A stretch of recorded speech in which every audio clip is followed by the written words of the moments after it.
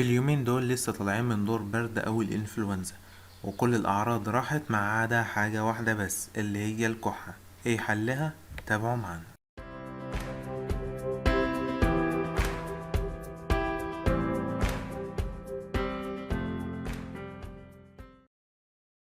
السلام عليكم، ايه الأخبار؟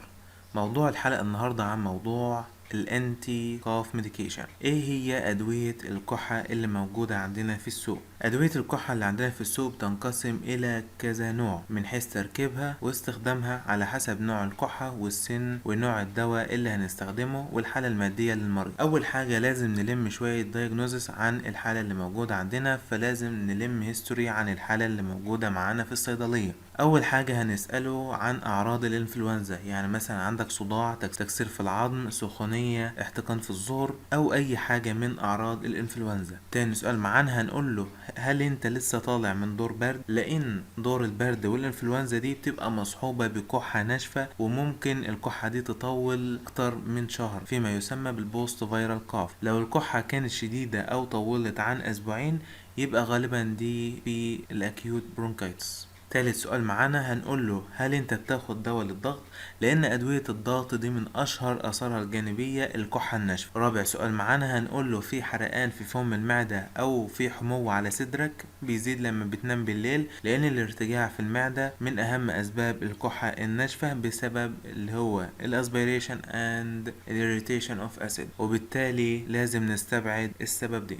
طب أدوية الكحة دي بتحتوي على إيه عشان أعرف أوصف العلاج صح أو أعرف أنا عاوز أعمل إيه؟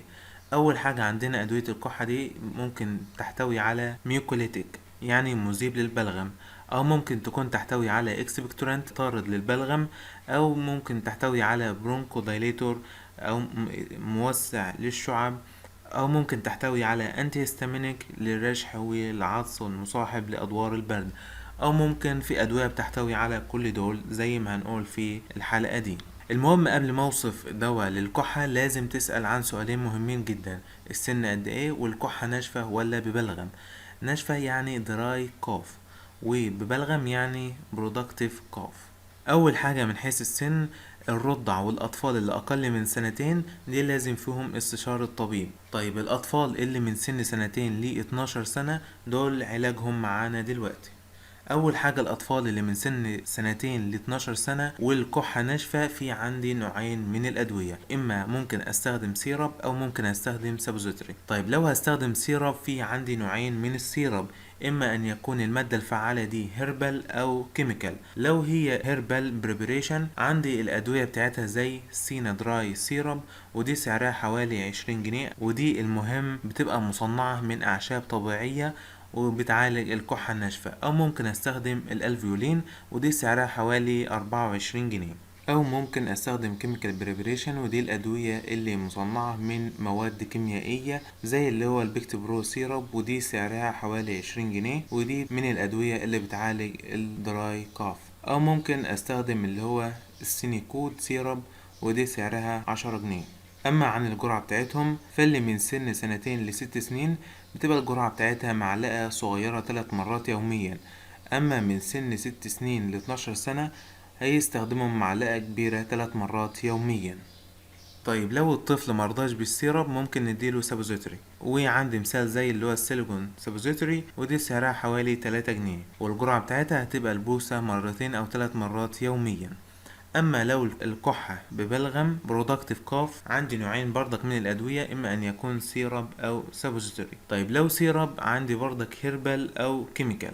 الهربال عندي زي سيناويت سيرب، ودي سعرها 20 جنيه، او ممكن استخدم الالفيولين بي سيرب ودي سعرها حوالي 24 جنيه، او البرونكو سيرب ودي سعرها حوالي 11 جنيه ونص، ودي بنعالج بيها الكحة ببلغم. اما في عندي ادوية بتستخدم للنوعين لعلاج نوعين من الكحة الناشفة واللي ببلغم، زي اللي هو الهيربا كاف سيرب، ودي سعرها حوالي 11 جنيه ونص. او ممكن استخدم اللي هي الجوافا سيرم، وزي ما اجى في بالك دلوقتي بتبقى مصنعة من اعشاب طبيعية اللي هي الجوافع الطبيعية، ودي سعرها حوالي 13 جنيه ونص. او ممكن استخدم اللي هو البلسم سيرب، ودي سعرها حوالي 7 جنيه ونص. او ممكن استخدم برونشيكيوم سيرب ودي سعرها حوالي 30 جنيه مصري لا غير، والجرعة بتاعتها بتبقى معلقة كبيرة 3 مرات يوميا. اما لو هستخدم كيميكال بريبريشن فهنصنف الادوية بتاعتنا دي الى 6 اقسام. في ادوية بتعمل كميوكوليتيك ودي عندي زي اللي هو البايو سولفنت سيرب ودي سعرها حوالي 12 جنيه، او ممكن استخدم اللي هو الميوكوسول بيد سيرب ودي سعرها حوالي 10 جنيه، وعندي اللي هو البرونكو برو سيرب سعرها 11 ونص، والجرعة بتاعتها من سن 2 ل6 سنين يبقى معلقة صغيرة 3 مرات يوميا. اما من سن 6 سنين ل 12 سنة هتبقى الجرعة بتاعتها معلقة كبيرة 3 مرات يوميا. اما النوع التاني من الادوية، في ادوية بتعمل كميوكوليتيك زائد برونكو دايليتور زي اللي هو مايكوفيلين سيرب ودي سعرها حوالي 7 جنيه، والجرعة بتاعتها من سن 2 ل6 سنين نص معلقة صغيرة 3 مرات يوميا.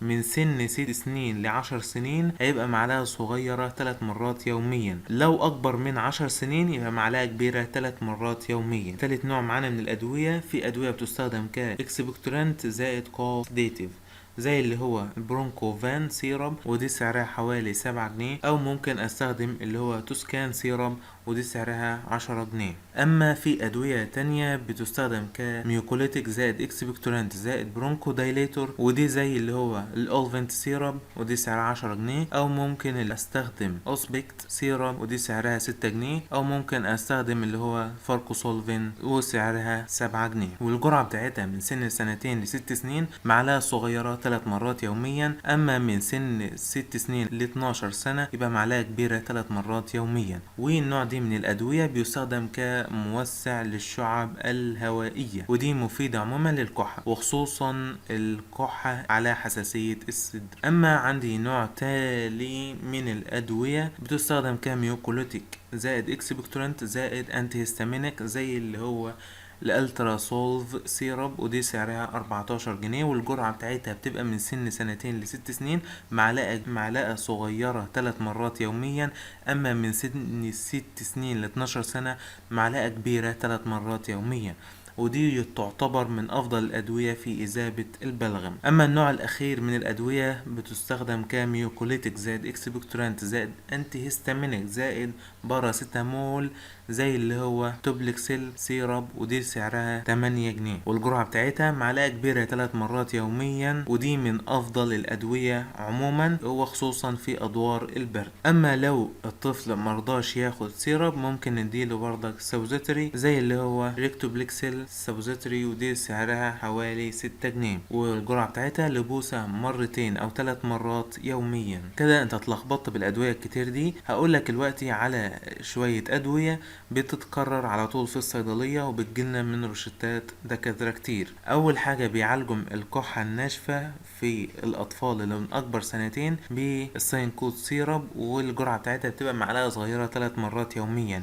وبيعالجوا الكحة ببلغم في الاطفال الاكبر من 2 بالفاركوسولفين او الالترا سولف او الميوكوسول معلقة صغيرة 3 مرات يوميا، ومعاها توبلكسيل سيرب ودي معلقة كبيرة 3 مرات يوميا. اما بيعالجوا من الكحة ببلغم وحساسية على الصدر في الاطفال اللي اكبر من 2 بالفاركوسولفين او الاولفنت سيرب والجرعة بتاعتها بتبقى معلقة صغيرة 3 مرات يوميا، ومعاها ميوكوفيلين والجرعة بتاعتها بتبقى نص معلقة صغيرة 3 مرات يوميا. كده خلصنا بالنسبة للأطفال اللي من سن 2 إلى 12 سنة. ننتقل بقى لتاني موضوع معانا اللي هو البالغين والأطفال اللي أكبر من 12 سنة. علاج الكحة الناشفة اللي عندهم هنديلهم السيرب نفس الأدوية اللي خدناهم اللي فاتوا دول. عندي الهربل نفس الأدوية بس الجرعة هتختلف، هياخد من معلقة كبيرة لمعلقتين 3 مرات يوميا، والكيميكال بريبريشن برضك نفس الجرعة من معلقة كبيرة او معلقتين 3 مرات يوميا.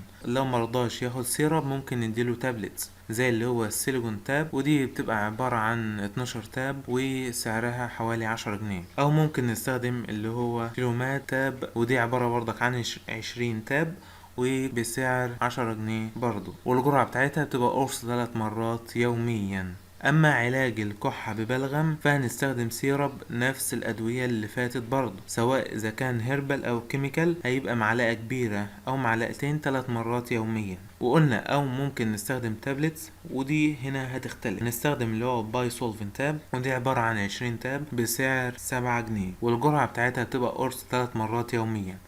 او ممكن نستخدم كبسول زي اللي هو الفاركو سولفين كبسول، ودي بتبقى عبارة عن 24 تاب بسعر 11 ونص، والجرعة بتاعتها بتبقى قرص 3 مرات يوميا. او ممكن استخدم اللي هو الميوكو اس ار كبسول، ودي بتبقى عبارة عن 10 كبسولات بسعر 14 جنيه. او ممكن نستخدم اللي هو الامبروكسول اس ار كبسول، ودي عبارة عن 10 كبسولات بسعر 14 جنيه، والجرعة بتاعتها تبقى كبسولة واحدة يوميا. اما عن المفاجأة اللي هنقولها النهاردة ونوهنا عليها في الفيديو، اللي هو النوع الثالث في علاج الكحة ببلغم، اللي هو الافرفيزنت، اللي هو الفوار. ممكن نستخدم الاسيتايل سيستين بأي تركيز، سواء 200 ملي جرام او 600 ملي جرام. ال 200 ملي جرام بسعر 14 جنيه، اما 600 ملي جرام بيبقى بسعر 24 جنيه. الجرعة بتاعت 20 ملي جرام هيبقى كيس على نص كوب ماء 3 مرات يوميا ويشرب اثناء الفوران. اما تركيز 600 هيبقى كيس على كوباية ماء مرتين يوميا ويشرب اثناء الفوران، ودي مش حلو للناس اللي عندهم اسيم. المفاجأة بقى اللي معانا النهاردة، بالاضافة انه بيستخدم كمذيب للبلغم، الا انه بيستخدم في حاجات تانية، زي ممكن بيستخدم كعلاج فاتح للبشرة، وبيستخدم في علاج لزوجة الحيوان المنوي لتخصيب البويضة، او ممكن بيستخدم في علاج لزوجة المهبل لانه بيحول بين الحيوان المنوي والبويضة، ودي امن جدا على الحوامل. اما النوع الرابع من الادوية ممكن نستخدم امبولات وخلاص، زي اللي هو البايسولفين امبول، ودي بتبقى عبارة عن 5 أمبولات بسعر 6 جنيه، والجرعة بتاعتها هتبقى الحقنة دي بتستخدم عضل أو بالتنقيط في محلول. طيب كده برضك انا لخبطت دماغك بالادويه الكتير دي. طيب ايه هي الخلاصه اللي بتستخدم على طول، والادويه اللي بتستخدم على طول، والروشتات اللي بتتكرر على طول فيها الادويه بتاعت الكحه دي؟ اول حاجه بيعالجوا الكحه الناشفه في الكبار بالسين كود، والجرعه بتاعتها بتبقى من معلقه كبيره لمعلقتين 3 مرات يوميا.